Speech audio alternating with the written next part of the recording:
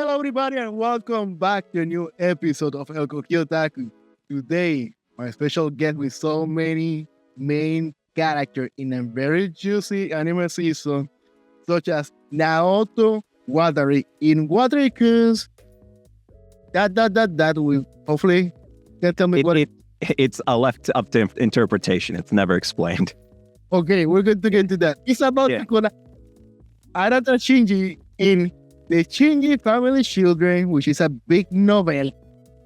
Asman Kadar in Black Butler. Hitoyoshi Yokoya in You Are My Servant. And Junichirou Kurosawa in Bartender Glass of God. So that's drama which I'm enjoy all of them. So today we welcome Abi Kumar. Abi, welcome. Hey, nice to be here.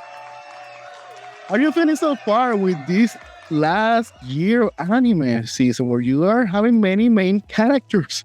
I mean, it's been an absolute pleasure to be brought on to be in the lead on so many in such a short time, because it's one of those things where like the year before I had barely done any anime at all. You know, I was trying to break in, and so like the moment I started getting in, I started booking like some lead roles is a pretty major deal for me. And I know there's a lot of like voice actors I've talked to at Crunchy who've been doing this way longer than I have, who haven't booked any lead role. And so it's one of those things where I kind of have to remind myself how big of a privilege it is to do what I do.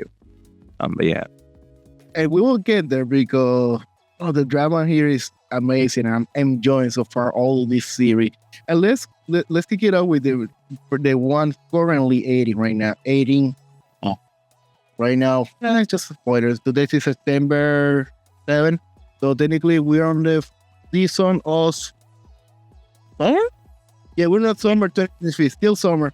Yeah. And about to start with the anime fall 2025 season. And you're the character of Naoto Watari in Watari-kun is about to collapse, which has really surprised me. I didn't knew this deal was going to Crunchyroll, and I was less expecting to be on top. For seeing this great drama, which I'm enjoying it, how do you describe it?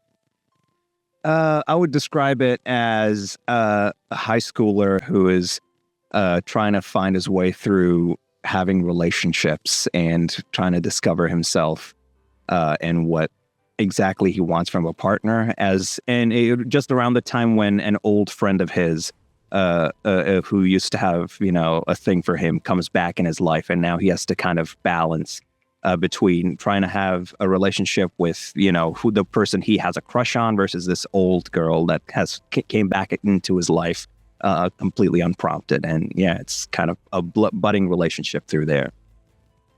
And the same way that the title had those dot sign that nobody knows. I thought there was a reason. I'm glad that you just mentioned that. Still, there's no explanation what those. No, yeah. At least I don't know it yet because so far from the episodes I've recorded, like there hasn't been any mention of what exactly it is. And I know in the booth, Helena, who's the VO director for that show, we literally joke with each other. Like every time something happens on the show, it's like we just decide to Watari-kun's crush. Watari-kun's life. Or we just kind of start inserting random words, and maybe it'll make sense within like the rest of the context. But yeah, as far as we know right now, in the show, it's completely like nobody knows what the blank is. Even my wife, last week, I'm watching it. It was her almost midnight, and she walked by grocery room. She was like, "What were you watching?" Like a very good drama series. I'm like, why those signs? There's like this language like no. It's the other way around. Very innocent. I mean, innocent for what it looks like, but I don't know what that really means. And every episode I'm thinking here like, Mother, family, romance. What the heck's about to collapse? Because I'm not happy with the drama. Yeah. Your guess is as good as mine. And we have no idea. Even like the director of the show has no idea. So yeah, guess.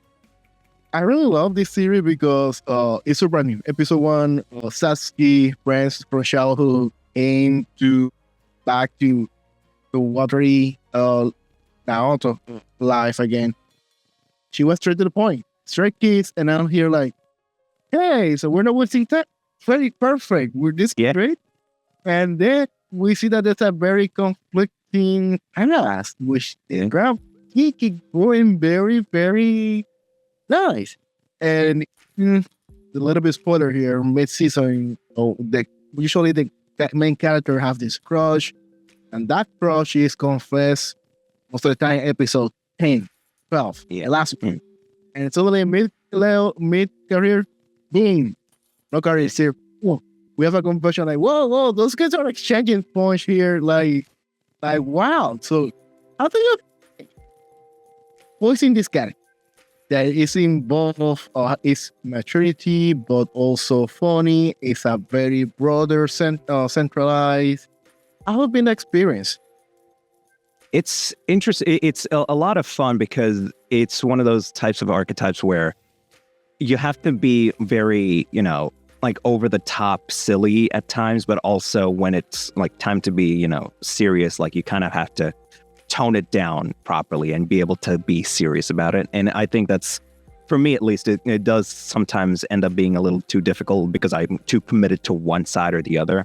I know for Watari, for Naoto, I was given the role, I auditioned for it, I was given the role specifically because Helena thought that the way I interacted with Suzu, like Naoto's little sister, is very like caring and nurturing, and that's apparently what she really liked about my read, and that's what ended up giving me the role. But so that ever since I learned that, I've kind of been trying to play Naoto as someone who is very caring to most people around him, who's trying to be someone who doesn't step on anyone's toes. Like he's very shy and cowardly, and it doesn't want to make anyone feel bad, but at the same time, when it comes to Satsuki, he feels very differently. And you will notice if you listen closely to how I perform when Satsuki's on the screen, like when he's talking to Satsuki, I kind of play up like that irritation or slight anger because like there is a greater level of familiarity between Naoto and Satsuki. And like some the trauma that hasn't been fully explained, but like there is a part of him that he feels more comfortable showing his real self to Satsuki, and that's kind of how I play that particular interaction. But yeah, it's fun trying to balance both the sides, like where Ishihara, who is Naoto's main crush, he's like constantly just all over her, like he can't stop thinking about her all the time. And so when I play any interaction with Ishihara, it's honestly that's the one that's most difficult for me because I need to like try to play this shy, nervous guy to the absolute maximum where he's like constantly freaking out about everything. But yeah, that's like that's how I use like that that's how I play that interaction between Ishihara and Naoto.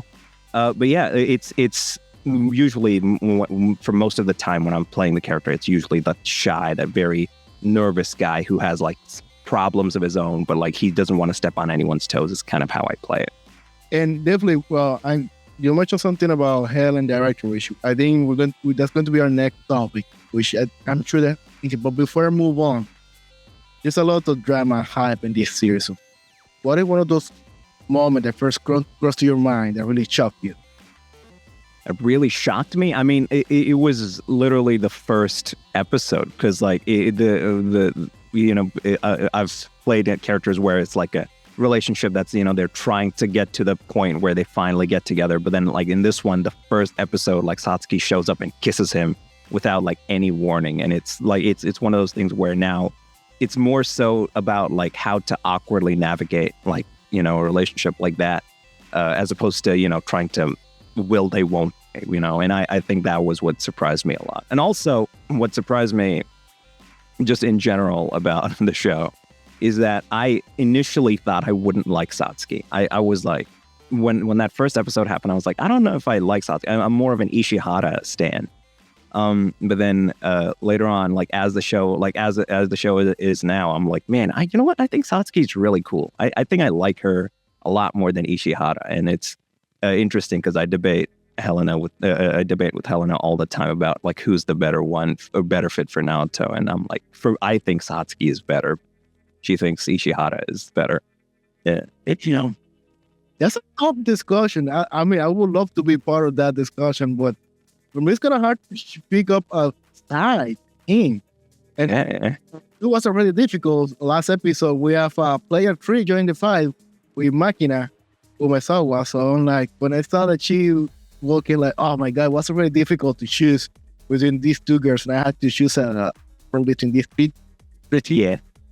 Yeah. There's we're just going to quick mention, there's a side character, which I love it, which is Shingenobu. Thank you. Yeah, Tokui. Yeah. Shigenobu Tokui. I love this character because it is like the catalyst, and as a catalyst that makes sure that parts are moving together. And every time that something that's about to like get blocked, he jump in a very smooth, neutral tone position, but he makes sure all the parts are moving. So I'm like, Tokui is my favorite too, because in the booth, like we've like joked about, like, man, they should make like a show about Tokui. He's so cool. He's like the coolest. Like, he's a chill bro guy who's also like the biggest help Naoto has. It's great. I love Tokui. He's great. One of my favorite quotes from work, and I always say this for years of work. I always say that I like to enjoy the fights from the corners, especially when I have to be in meetings where engineering meetings, and people are like, hey, sit down at the table. Like, no, by the corner. I want to, because I enjoy boxing fight from the corners of the arena, not from the middle of the fight. And this guy, he's just from the outside watching everything going on, and suddenly like, oh, there's a block here, and he like pushing. He's like the gasoline. He threw gasoline. The fight's about to go down. He threw the gasoline in a very passive. Yeah, that's exactly it. He throws a very, like, he doesn't, like, he seems like the kind of guy who wouldn't instigate something, but then like he also does like secretly do it all the time. It's like, wow, dang, this guy's cool. And I thought he had parts already, like he was team A or team B. No, he's team Edit. Team everyone, yeah. Go, bring me the drama. You mentioned Helen, choose you because your skills, how you deliver interacting with this small sister. And you just take a very complicated series drama where you had the character of Arata Shiunji in the Shiunji family children. Yes. The one that really surprised me. And I was like, oh my God. And I love to joke between the cat mode. My wife gets so upset with me every time I'm messing with this. So, you haven't seen the Shiunji family children. How do you describe this big? It's this one is really, because it's such a weird show, but it's basically a guy or it's a family with, you know, there are 2 brothers and then 5 sisters, and they live, you know, in their dad's house, like their dad's mansion there, and they come from a very rich family, and we're all led to believe that they are initially in the first episode we are told that they're, you know, biological siblings, but then it is later revealed in that episode that they are actually all adopted. None of them are blood siblings, and that starts creating some tension, where, you know, they really like the guy I play, Arata, who's the big brother.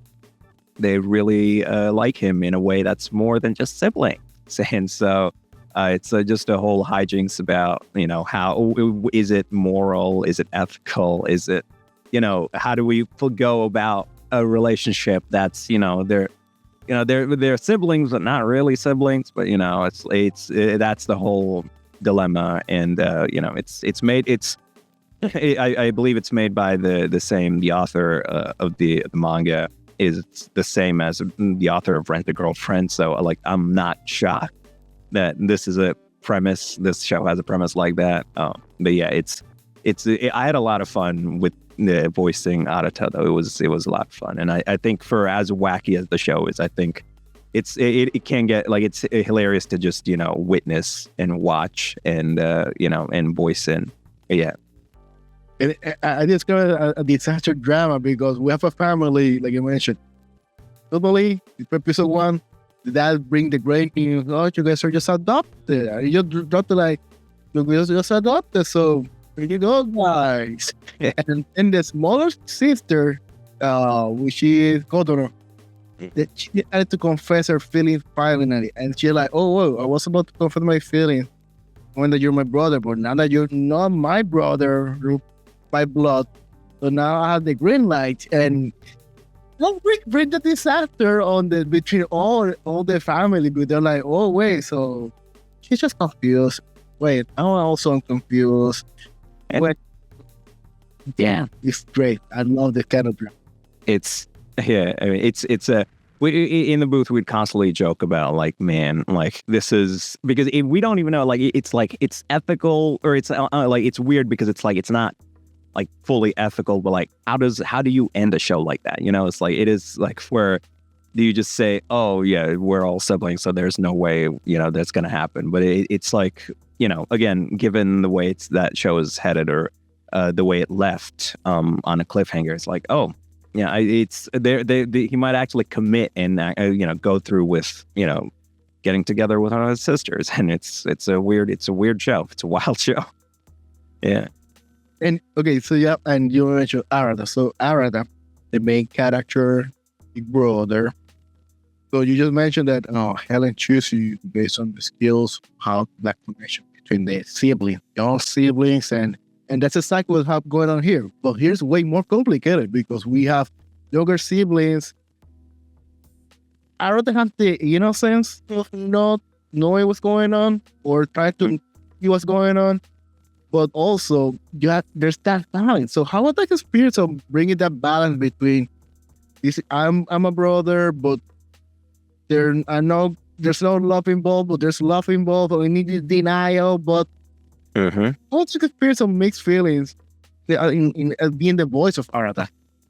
It's so much more different from like Naoto because Naoto's like the kind of character you would expect, like, you know, the very shy, very whiny sometimes. That's the kind of character I played with Naoto. But then with Arata's, I actually really like Arata, or at least to play him, because he's he's more mature. He's, you know, not as, you know, outgoing, or, you know, he's not as shy all the time. He does have, I wouldn't say he's confident, because he to reveal that he's never had a girlfriend, and, you know, he has problems with stuff like that. But it's one of those things where he does tend to be more mature in situations where you wouldn't expect him to be mature. And that's kind of one of the things that I really like latch onto when I was performing Arata, is that when there's times where he has to, instead of like someone who's trying to be a lover to, like, you know, any of those siblings, when he's actually genuinely being like an older brother who's protecting his siblings, is when I find he's the most compelling. And I found that, you know, when I performed for Arata during scenes like those, when, like, for example, when, you know, later on, like near the final episode of the season, like he finds Oka, like to bring her back home, because she runs away for a little bit. And, like, you know, the way he interacts with Bonri in a previous episode, and like how my favorite episode in the entire show, I believe it's episode not 12, episode 8, I think. I forget. It's the one where Minami, the sports sister, she she loses, or she basically quits on going to a tournament that she was really looking forward to because of like an ankle, and then that's where Arata steps up and is like, you know what? No, I'm going to make sure you play, because I really love you as a sister, and I want to see you thrive and shine. And like performing that entire episode was very visceral and very cathartic, because it felt like, you know, I wanted to genuinely help Minami. And I think that's one thing about Arata that really, it's like compared to, like, say Naoto, which sets Arata apart. Like, they're both nurturing to their sisters, but in their own way, where like Naoto is like very, you know, coddling, almost like, oh, you know, I'll make sure to, you know, get you anything you want and whatnot. Arata is like, he's stern. He loves his sisters, but he's very stern, and he's always willing to be like, look, I'm going to help you. I'm going to do everything in my power to help you. But also, I'm willing to give you tough love, or I'm willing to tell you the truth, like straight up, if I need to do so. And I think that level of maturity is something that I really liked about Arata and performing him. Like that was, he's obviously, it's one of those things where, he does have his moments where he's shy and where he's, not all there all the time. But then when it counts, he absolutely is, like the guy who's very serious and who is very mature. And it's a lot of fun to play. Because it's one of those things where I can truly be serious and pull from the heart, and scenes like those are really fun to play, and I think are a lot more authentic to play as well. But yeah. Before I move forward, we need to speak as otakus here, and just the sake of fun, which one will be the one that you like to see? It can be like any of the form of Oka, Deha, Battery, Gotono, Minami. Let's add Shion for the sake of fun. The brother. Nobody. Shion, I mean, the thing about Shion's character is that Shion constantly is like, oh man, they're not your biological sister. He's the one who's constantly goading him to be like, oh dude, you can just totally, hook up with your sister, dog. It's fine. It's fine. It's like, not throw word. Everything the fire is like, no. Sure, why not? No, like that. It's not my fault. It's not our fault. It's that fault. So sure, go for it. Man, that's I'm so because each one has their own fan. I know, like when the show was airing, as it was rolling out on Crunchyroll.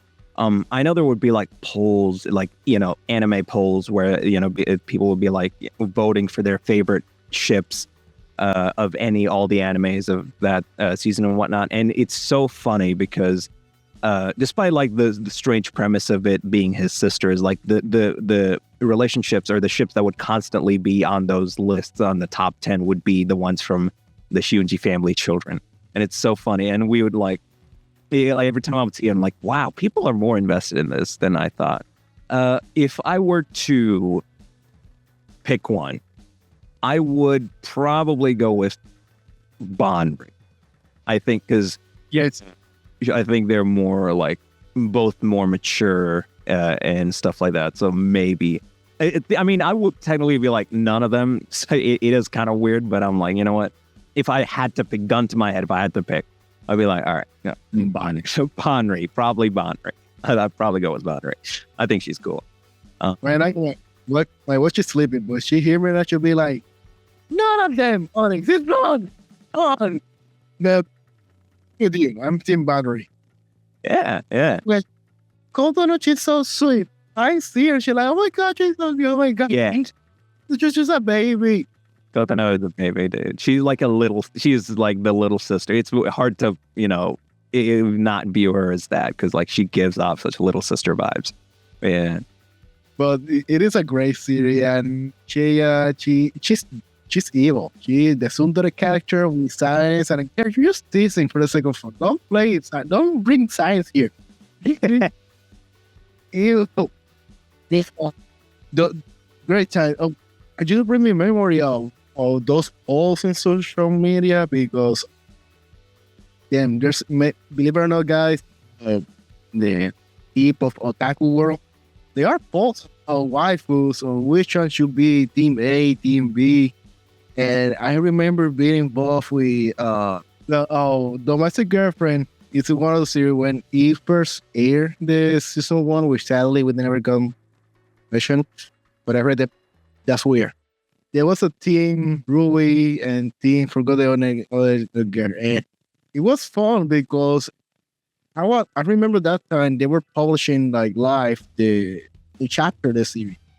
And I used to read the manga, which that's weird, reading manga. And I went to Reddit, and it was like, Reddit is the internet of internet, social media. You will find anything, the most ethical to the most unethical in Reddit. And most fights that were fire. People were like, imagine war, Team Ruby, Team the sister, and people arguing, and it's fun. They were fun. Yeah, and people get very fired up about ships, even in shows like this. Yeah. He's great. And the best part, you say, oh, there's all girls. No. Most are guys. Like in a like domestic girlfriend, I think we all. So I have a panel anime character that we love to hate, presented in some anime convention in the East Coast. And every time we speak about domestic girlfriend, we bring Mami Chan. Everybody like, there's like anybody love this character? There's always one crazy person. What? Like you got them like, why do you love this character? You go just toxic. I like it. They treat me bad, and I knew they were going that way. So of course, like, leaving the drama behind, one of the character which is very popular on internet. Confession, I haven't seen this one yet, but talking about Soma Asman Kadar in Koki, series that have been for many years, almost about to hit the 20 years, right? Yeah, I mean, I forget when it first came out. It's been like so long because when I first watched Black Butler, I was like a kid. I was a kid living in India at the time, so it's been like a hot minute since they started. But yeah, it was so nice when public school arc happened, because I was like, oh my god, they're bringing back Black Butler. And it's one of those things. It's so funny because before I even got Soma, I was like, I hadn't done any anime work or anything in anime at all. Like before, like the only thing like right before I did Soma was like doing some additional voices for One Piece, and that was like the first thing I ever did for Crunchyroll. But yeah, like when they initially, and I think they announced it like a year before, like they announced Black Butler Public School Arc like a year before it started airing. And that, like the year before, I saw that trailer, and like when I saw that trailer for the first time, I was like, I hope I get in. I don't know how I'm gonna get in or how I'm going to be in Black Butler ever, but I would love if I somehow found my way in. And then eventually, like through training and through connections, I was able to, slide into Crunchyroll's DMs. Well, not DMs; they don't have DMs, but I did somehow find my way at Crunchyroll, and I remember I was doing, I was just doing, Walla stuff. Walla is basically when they bring in a bunch of actors to do like background voices and additional voices and stuff like that. But yeah, I did additional voices for One Piece, and that was like the first thing I ever did. And then like I think there were a few other shows I also did additional voices for. But then like it was one of those things where I was like, oh man, I really hope that I get some like named role. That would be nice. That'd be so cool. And then I ended up one day receiving the audition sides for Black Butler Public School Arc. And I was like, oh my God. And I remember like I was sent, or I think it was someone at Crunchyroll who recommended me specifically to, like to send those sides to me. And I was like, oh, okay. So I was very shocked that I even got it, given that I had barely done any like VO stuff with Crunchy at the time. But they sent me the audition sides, and I was like, oh, awesome, dude. And so I remember, like, I checked all the characters from the show or from that arc were there. And I was like, but I kept looking through, and eventually I found Soma, and I was like, dude, I gotta get Soma. I wanted this guy. Like, Soma was one of those characters that was legitimately like a dream role for me before I even got it. Like, I was like, man, I want to book Soma so bad, because he's like the first like truly Indian character I ever knew. So I'm like Indian, right? And I it was the first Indian character I ever saw in anything who was like very openly Indian, right? In any anime, I should say. And I was like, oh my God, I would love the opportunity to play Soma. And yeah, so once I got those audition sides, I spent like 5 minutes on like all the other characters on there, and then like I spent like in like 2 whole days on Soma specifically, because I was like, I need to get Soma. I want to get Soma so bad. And then once I was satisfied, I sent it, and I was kind of afraid because when I sent in my audition, like they said that they would. Like in the email they said they would start recording after a certain date, right? And I was like waiting. So I was like, they'll probably tell me before that date arrives, they'll probably tell me that I booked the role, right? So that date, like each day we're inching closer to that date. I think it was like April 7th or something. We're inching closer to that date. And once April 7th happened, I didn't get any email. There was no email in my inbox. And like, I was like, all right. Then I waited a few more days. Nothing happened. There was no email. And I was like, I didn't get the role. And they didn't give me the role. And I was actually like, because that was an audition I worked so hard on. I was like, man, I'm so sad that I didn't get the role. But then later, like literally a few days after I had like resigned myself, I was like, oh, well, I guess I'm not getting the role. Suddenly I get an email saying, hey, Caitlin Glass would like to offer you the role of Soma Asman Kadar in Black Butler. And I was like, oh, really? Oh my God, I get to be in Black Butler? But it was one of those things. So Crunchyroll has this habit of just telling or like letting you know that you got a role, like almost like a day before they want you into the studio, right? And so that's why like they didn't tell me like right away if I got the role or not, because they delay it like for way long. But yeah, once I got the role, I was so excited, and it sucked too because I got the role when my throat was horrible and I was sick, and I was like, God, I had to like tell him, look, I need to wait a week or something before I can come in and record, and they're like, all right, sure. But yeah, that's how I got in. That's how I eventually found my way as Soma, and it's one of those roles where I'm like, I'm so grateful. I'll always be grateful for Soma because it's truly like what started me. I feel like it's the one that people recognize me from, and it's a dream role that I've always wanted to, fulfill. I've always wanted to do Soma, and I'm so happy that I get to do it. How do you describe Soma for those who haven't seen the series? Like Soma is so obviously Soma is an Indian character. He's an Indian prince.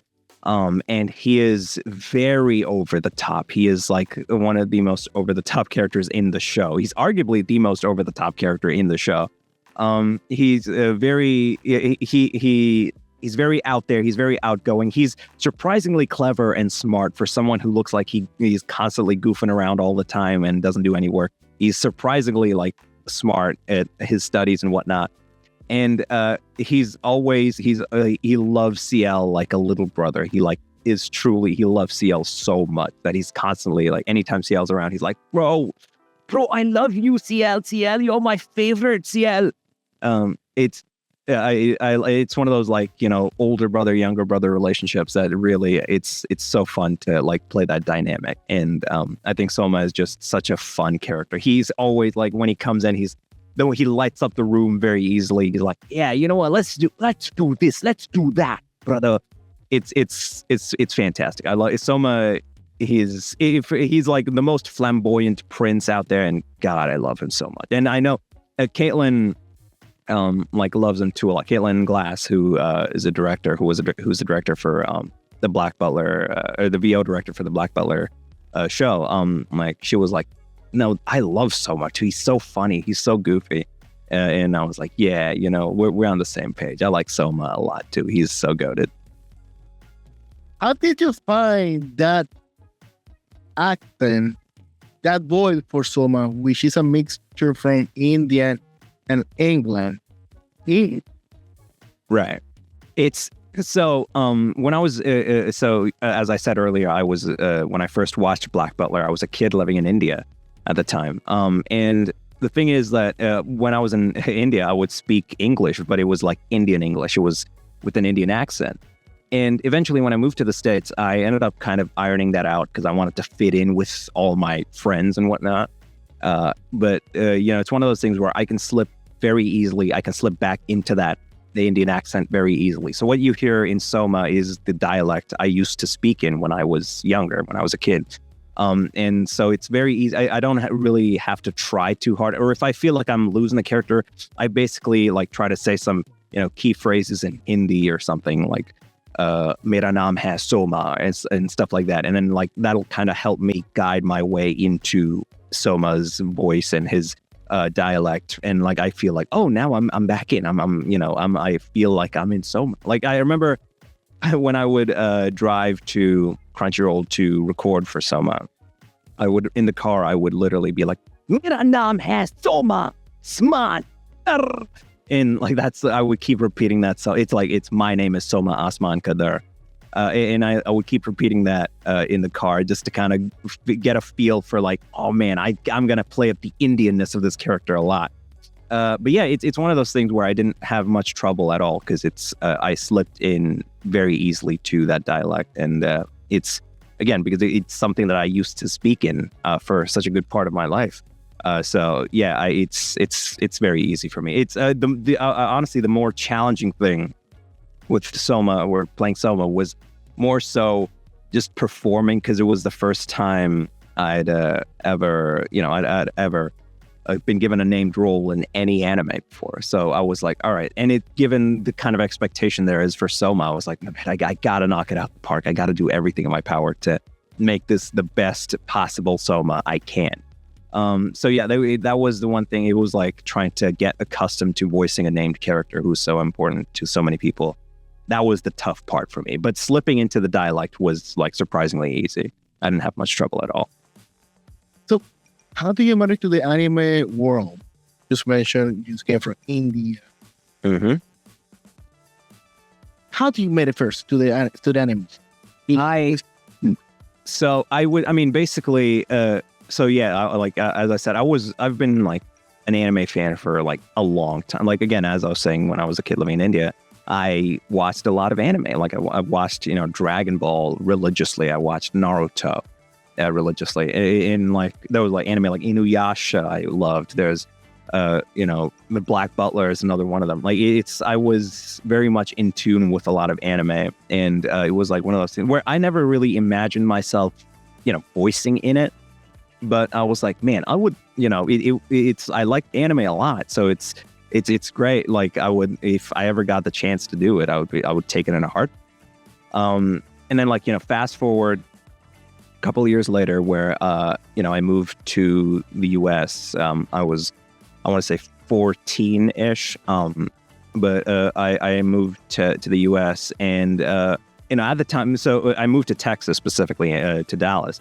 And at the time, so Dallas is it's known for, Texas as a whole is known for anime dubbing, and Crunchyroll is, in Dallas. But I was, I didn't even know at that time that Crunchyroll or even Funimation at the time, like they're also, they were previously based here in Texas. They were like so close to where I lived at the time. I didn't even realize that they were so close. Like it was so funny to know that so many of the anime that I enjoyed a lot as a kid in India, I had inadvertently moved to the place where they were dubbing all that shit, So it was wild to, when I like looked up, like just on a whim, I believe, I looked up like, hey man, where's the studio that, where they dub all this stuff? And it's like literally like 15 minutes from where I lived. It was a completely like an accident. I'm like, oh wow.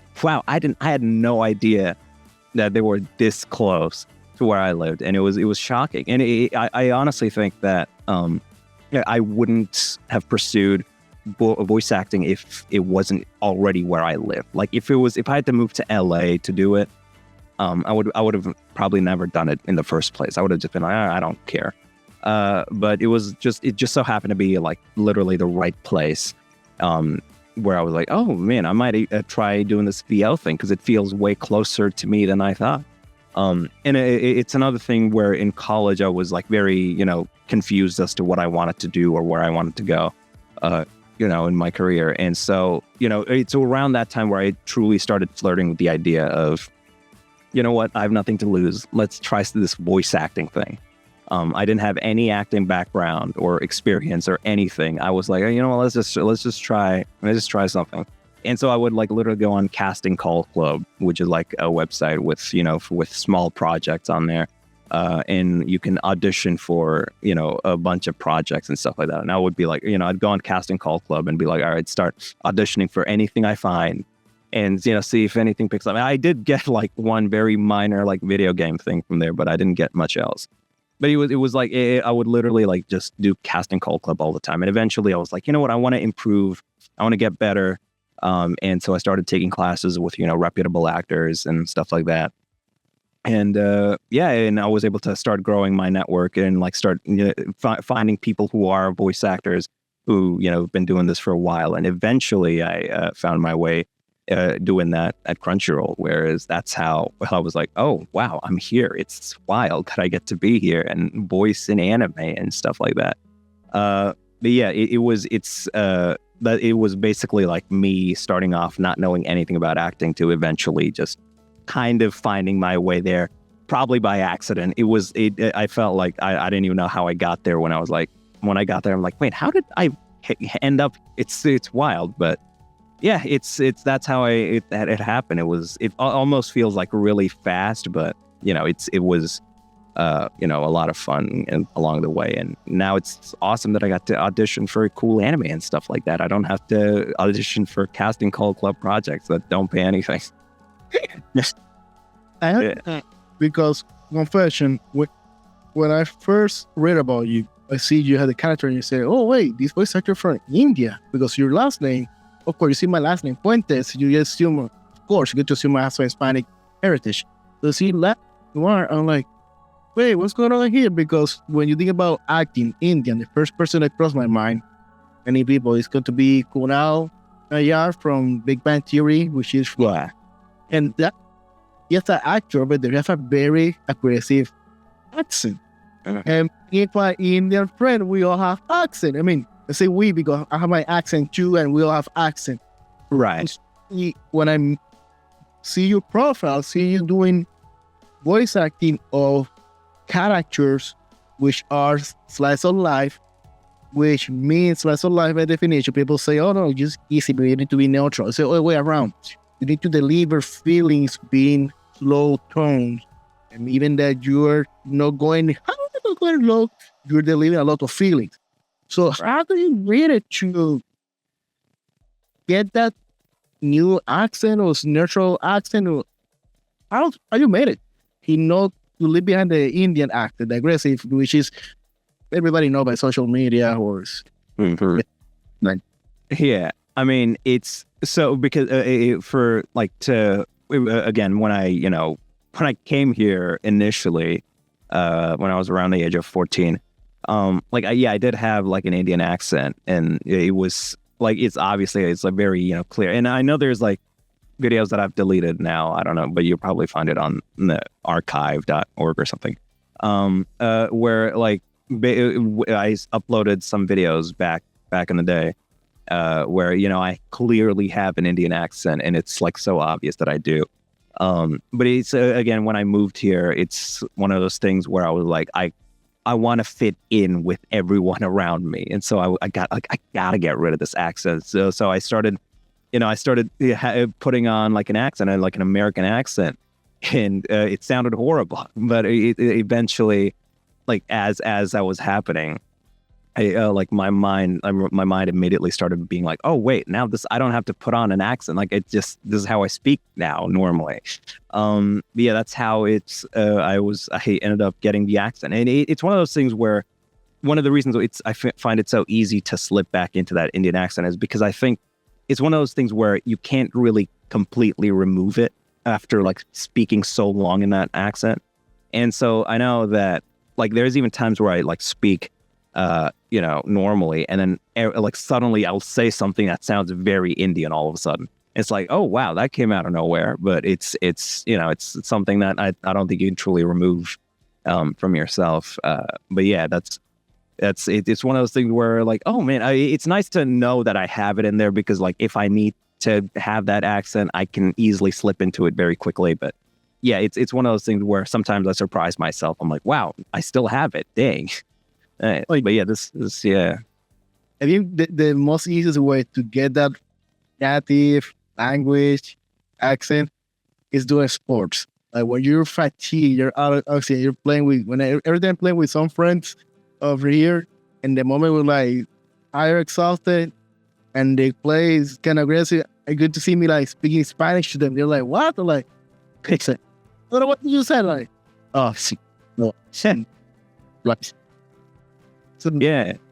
When you like get hit by accident and you're like taken by surprise, you might like make like an exclamation in like a native language. And like, yeah, that can happen. Yeah. Yeah, Puerto Ricans always, oh yeah. Like, thought. Exactly. Going back to anime world, and this one, I think this is the one that really how it's fun. Finally, character of Hitoyoshi Yokoya, his servant. Yeah. Challenge do you have here? What for those who haven't seen this series, that really surprised me. It started with the cast. It really surprised me. How do you describe it? So, You Are Miss Servant is an anime where I play a character, the main character, Hitoyoshi Yokoya, who is a teenager who lives by himself. And he is one day visited by a maid. And she comes completely out of left field, like no warning or anything. She just shows up one day to his house. And she's like, I want to be your maid. And he's like, okay, all right. And eventually he brings her in as his maid. And like as the show goes, we find out soon enough that she's not a great maid because she's actually an assassin. And she reveals to him that she is an assassin. And she's great at being an assassin, but not great at being a maid. And so that's kind of her whole arc, is she's trying to be like someone who's genuinely helpful to Hitoyoshi, whereas Hitoyoshi is kind of falling for her as the show goes on. He starts falling for her, and he's like, "Man, I have feelings for her." And it's like, it's one of those things. Will they? Won't they? But honestly, it's one of those like maybe they won't. Maybe they're not going to get together. I don't know how the show or how the anime or not the anime, the manga ends, or the light novel. Like I don't know how it ends, but like it's one of those things where I'm like, man, they might not actually get together. Which is like usually you expect the characters to get together, but I'm like, maybe this time they won't. It's yeah. But yeah, that's the premise, is like the assassin is the maid also. Yeah. And how do you describe Hitoyoshi? Main character. Hitoyoshi is again, he's a teenager who lives by himself, but he's like he does have those tendencies of what you expect from a protagonist, like in a show like this, where he is a tad shy. And he doesn't try to, step on anyone's toes, but it's not like, overbearing necessarily. He still has, an amount of self-respect. But yeah, he does tend to be like shy and whatnot. And he tries to be accommodating for Yuki, or when like the maid. When she shows up, he tries to be accommodating. And trying to make sure that she's, like able, even though he knows that she's an assassin, he finds her to be like, sweet person, sweet girl. And he's like, you know what, I will try to be nice, and I'll be, kind, and, I'll let her, I'll make sure that even if she screws up, like I won't, I'm not going to grill her for it. And it's one of those things where he is a very kind person. And oftentimes, like, it's seen where, despite like the fact that he's living with an assassin, like she is, hell-bent on protecting him at all costs, because she realizes that he is, even though it's not like necessarily like an intimate relationship type beat, she protects him because she finds that he is, truly one of the sweetest people ever. And I think playing him is like, oh, he's a normal guy, but also he's very sweet. And I think that's one of the things I like about Hitoyoshi, is that he's a sweet kid. He's a sweet kid, and he's very caring and nurturing. And also he has a little sister, which is kind of a thing for all the characters I play, is like there needs to be a little sister. Otherwise it's not a good character I play. But yeah, he has a little sister. They live separately, but he has a little sister who shows up every now and then. But yeah. It's kind of funny you just mentioned that Yuki is an assassin. Sweet, shy, sudden assassin. And the voice actor for her is Trina Nishimura. Nishimura, yeah. Maybe your name might not ring a bell, but if I say the name of Mikasa from Attack on Titan, I'm going to be like, oh? Yeah, yeah. The cast is a premium cast here. We have a lot of people, Alejandro Sabat, Marisa, Kelly. It's a big actor experience. So Mallory wrote that. I'm like here, like everything keeps going in my mouse here on the screen. Like it's a premium cast. So do you feel like he intimidated being the main character with a big cast of experienced voice actor? Dude, I was so intimidated because here's the thing. I didn't, usually we audition for, projects to get in it, but this was, I had never voiced any protagonist in anything. I had never voiced a lead in anything. And I get just a random email one day out of the blue being like, hey, Sean Gan would like to offer you the role of Hitoyoshi Yokoya in You Are Miss Servant. And I was like, all right, I wasn't familiar with the show, but so I looked it up and it's like, oh, it's the main guy. It's the main character. I didn't even have to audition for it. I was given the role without even having to audition. And it was scary because I was like, the only character I'd done prior to this was Soma. That was it. I had never done any other character besides Soma. And I was like, I don't know if I'm prepared for this. I don't know if I'm ready. And to just randomly trust without even asking me to audition or anything, trusting this complete newbie to voice the lead in your show, that's a gamble. And I was truly shocked that Sean Gan, who is the VO director for the show, he actually trusted me with that, because I was like, why? If I was you, I would not be trusting me with. But it's truly, and it's one of those things where I never got to truly thank Sean. But it's one of those things where I'm so glad and so truly grateful that he took a chance on me to play a lead in this show, because I was very nervous. I was scared if I would be able to pull it off, and it's one of those things where it throughout that process, throughout voicing Hitoyoshi, I started to learn more about the process itself, and it gave me the opportunity to learn and grow. And it's one of those things where I think the reason why I'm more confident now, and the reason why I kept booking leads so consistently was, I think, mainly because I became so much better throughout the course of You Are Miss Servant, because that was the show that truly gave me the confidence to perform, despite having such a major role, and despite being so new. It was one of those things where it was the learning experience, and also because Sean Gan is such an awesome person, and the fact that he was, very accommodating. I think he knew, that I was very new to this, and the fact that he was, despite knowing that, he was very accommodating, and he's like, look, I trust you, and I know you're gonna do great. Just keep going, and you'll kill it. And that's kind of. It was nice to truly be able to do that show, because it's one of those things that truly built my confidence, and it's one of those things where even now I feel there's a bit of imposter syndrome going on with me, but it was one of those times where, especially in that show, I was so imposter syndrome. I was like, I don't deserve to be here. There's no way that I can be the lead, but it's after doing that show, and after that we finished that season, I was very truly, I felt blessed that I was given that chance, and that I was trusted despite not having much to show for. But it's truly, I'm truly grateful for Sean and everything he's done, and it's one of those things where I never got to again thank Sean for giving me that chance, because literally I remember the last day that we did the recording, the final day, I had to leave for a wedding in India. I couldn't make a Twitter post or anything to thank Sean in a meaningful way.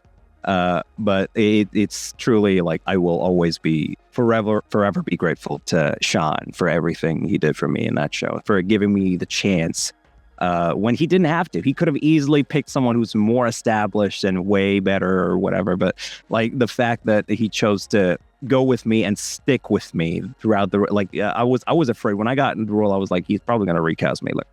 But it's again the fact that he picked me and sticked with me throughout, and trusted me with the role, truly meant the world to me. I was like, this, I cannot thank Sean enough for giving me this, especially knowing just how much of a privilege it is to be able to voice a lead in anything, you know? But like I again, as I said earlier, that there's so many voice actors who've been doing this way longer than I have with Crunchyroll, who've never booked a single lead.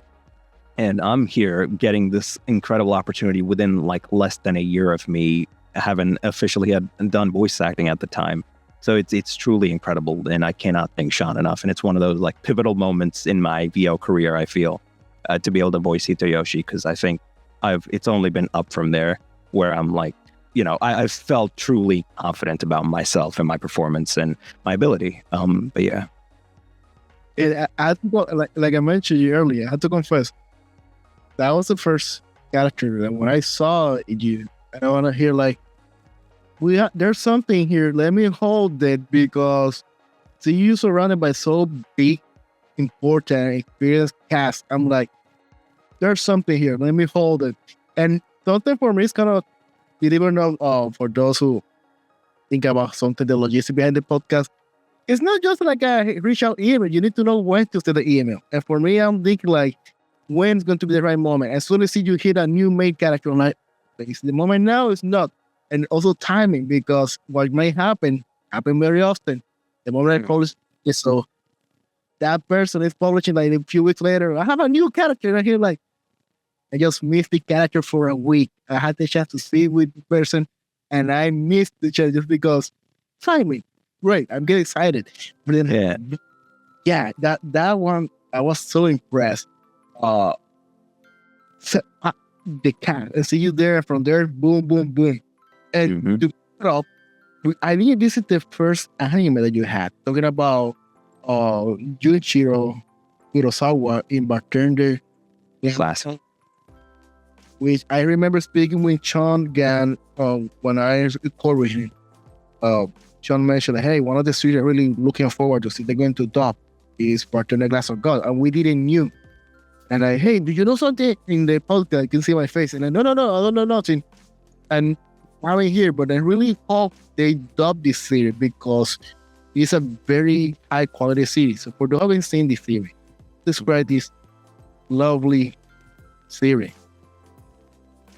So Bartender Glass of God is like a pretty simple premise. It's basically, it follows, the guy, a bartender who's basically trying to, like, he just makes drinks and stuff like that. He's a bartender, but anytime someone, shows up, like, there's always people who seem to, each episode is based on or is dedicated to like one character who has like an issue with their life, right? And so they show up to the bar like on a whim, and then this guy like solves their issues by, making an awesome drink. That's essentially like boiled down to its basic. That's how the show is. I play Junichirou Kurosawa, who is one of the characters who they dedicate an episode to, or who is like the focal point of the episode. So like for Junichirou, it's like basically he's very, he wants to end it all, the type beat. He's very suicidal and stuff like that. So it is kind of like depressing, where you see a man who's like kind of, going downhill, and he just shows up at this bar to like, just talk, and he's like already like, he's like ready to quit, but like it's this interaction kind of, makes him reconsider, and it's very like soft and chill, but also like a lot like more mature than you would expect, and it was a lot of fun to do Junichirou, and it's one of those things where I was given the role without even having. Well, I did audition for Bartender Glass of God, but Junichirou wasn't like the character I auditioned for. There was no Junichirou on the sides. And it was just the main character, and I didn't get the main character, but Jason Lord, who was the director for the VO director for that show, he brought me in for this other character in the show, and I was like, oh, that's awesome! I get to voice a character in this really pretty chill, cool show. But yeah, that was Junichirou Kurosawa, and it was a lot of fun, and I'm pretty sure I finished that entire session in like 1-2 hour session. For that guy, but yeah, it was a lot of fun. I liked it, and it was, I believe this was before I ever booked in You Are My Servant. So this was a side character. This was like before I ever booked a main character or a lead character. But I think it was after Soma. I'm pretty sure it was after Soma, but before I booked Hitoyoshi. But yeah, it was, again, it was nice to, one of the reasons I really liked Junichirou for my career-wise was because I realized that I didn't want to be pigeonholed as the Indian guy, like the Indian guy who plays only Indian characters type beat. And I was afraid that I might, like, playing Soma might actually force me into that, niche where I'm the guy that plays the Indian characters. And it was nice to have Junichirou because, like, I was able to play a character who isn't Indian. And, like, I get to just kind of, speak in my normal dialect and be normal, be how I am usually, and not try to necessarily play up a character. And I think it was a lot of fun. That, and also another character in One Piece. I play a character called Ghetto-teen. And again, it's a very minor character. It's not like he shows up for like 5 seconds, but it was nice to have like a character like that where, he's very out there, very like brash, like, oh, this is how I talk. I'm Ghetto-teen. But it was a lot of fun to do that character too. And also, again, because it was one of those characters where I got to, prove myself as an actor that's more than just the Indian guy, you know what I'm saying? But yeah, those were like two like minor characters, especially in Ghetto-teen's case, very minor, but like it was something that I needed for myself to convince myself that I'm more than just, the Indian guy. And it was, I'm glad that I got those chances. And it just happened that Bartender and Light Bottle, it just happened at the same time. Same season, but different timing, of course. Soma being more screen time. Yeah, that's perfect. Happened at the same time. So, thank you so much. For those who haven't for those who are thinking about joining the voice acting, any words of advice for new future voice actor or just for the fans? Like any advice for being a voice actor? Is that? Yeah, anything you can share with the future voice actor fans. It's funny because when you say fans, I'm like, I don't know if I have fans. I usually think to myself, I'm not that big a deal to have fans. But hey, if you're a fan of mine, I thank you a lot. It truly means the world that there are people out there who pay attention to what I do. And I get it's because of people who watch my stuff that makes it fulfilling to do it, to be able to make or to be able to voice in all these sorts of projects and be appreciated for that kind of work is, I think anybody would like that. And I certainly do a lot. I think it's awesome. If people want advice to get into a VO, I will say it's not, if you're getting into it for the money, then I'm afraid this is the wrong career. This is, I think it is something that I know a lot of people want to do because it is fun. And I will agree, it is a lot of fun, like irrespective of what project you're working on. It is a lot of fun to do. And I would say if you're into it, don't ditch your day job to pursue it, but you can definitely pursue it on the side. And what's cool about it is that you don't need to necessarily have the best equipment to start.